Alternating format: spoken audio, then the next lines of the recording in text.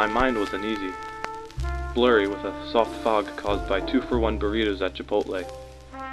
It was the kind of deal only dead men pass up. Dead men like my partner Miles O'Hare. Me, on the other hand, I was far from dead, but dead from afar.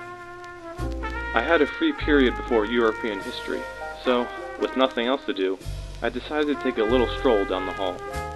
I was already tired before a long day on the cold and lonely revenge trail. I'd been waiting for the perfect opportunity to get back at the man that tore us apart. I had a constant nagging feeling that I was forgetting something important. But then again, life's too short to think hard. At least, that was Miles' motto. The halls were as empty as a sleeve of Oreos passed around a study hall table. I considered myself alone. That was until I saw her.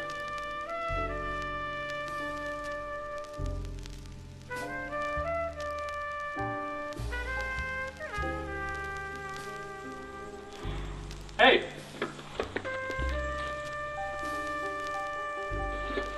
You dropped this. What's the matter? Someone trying to bump you off? Rub you out? I guessed she was the quiet kind. Silent, but deadly. This was it. The time of the day Miles and I shared. History. As partners in crime. That was until Tony Montana had the fix. My old partner Miles ended up wearing a pair of expensive cement galoshes. Despite not wanting to go, I knew it had to be done. And it needed to be done quietly, deliberately, and most of all, right.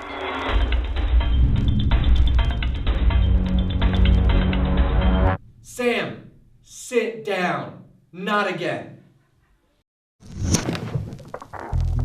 He's got Miles. Now he has me too. What type of cruel punishment would he have in store this time? Hey, Sam, stop struggling.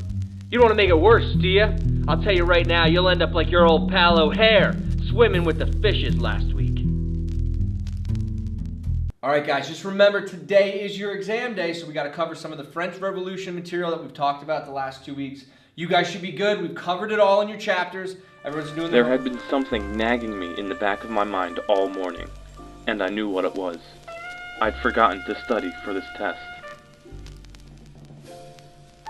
The dame sashayed in the joint like she owned the place. I registered a look of annoyance on that pretty kisser of hers, having to take a seat next to mine. Why are you late, little missy? Don't get yourself in a tizzy. I got a pass. You have 1 hour for this test. Good luck. You'll need it. I knew the gal had a brain on her shoulders, so I was in luck. With the subtlety of a gnat's sneeze, I set my plan in motion. Ow. As I was bending over to pick it up, I caught a glimpse of her answers. It was simple, like taking candy from a baby. Before long, I repeated the process.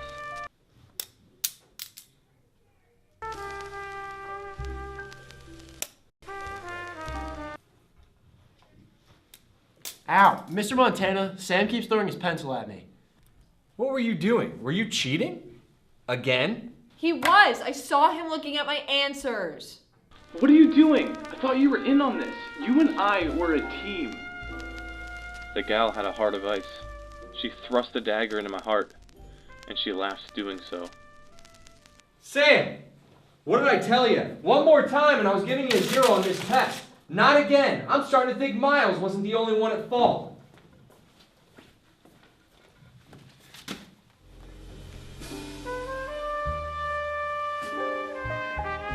I told you, Mr. Montana, Sam was cheating off me, not the other way around. I am disgusted it's taking anyone this long to understand that. Miles! I told you to keep quiet. This kid is ridiculous. He cheats on everything. You know what, Miles? I told you to be quiet. You really are. A man named B.S. Skinner once said, "Failure is not always a mistake. It may simply be the best one we can do under the circumstances." I'm gonna take that to heart. You didn't see me fail. You saw me make the best of my circumstances. Another dirty partner, another dirty snitch.